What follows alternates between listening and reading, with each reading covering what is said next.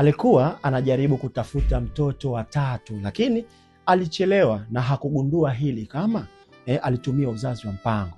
Sasa anatamani kuongeza mtoto wa tatu, lakini mimba hapati. Ni kwa sababu ya mvurugiko wa homoni. Najua hata wewe unajiuliza, haukuwa na changamoto za uzazi huko nyuma, lakini leo unatamani kuongeza mtoto, lakini mimba inachelewa.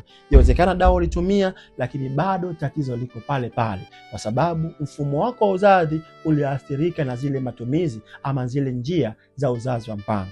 Lakini leo unatamani kupata mtoto hapatikani. Lakini jambo la kufanya ambalo najua haujalijua, fanya hivi. Fanya detoxification kwanza, kizazi kiweze kujisafisha. Hili najua unaliacha ama linaachwa na wanawake wengi sana, lakini fahamu matumizi ya dawa yanaenda kuathiri uboroshaji wa mayai, lakini pia homoni za uzazi huwa zinavurugika. Lakini kama utalifanya hili, kuna uwezekano mwaka huu ukaweza kubeba mimba na ukaweza kuwa mama kamili. Share video hii kwa wanawake wengine ili waweze kujalimisha zaidi uzazi. Sio bahati, ni maandalizi.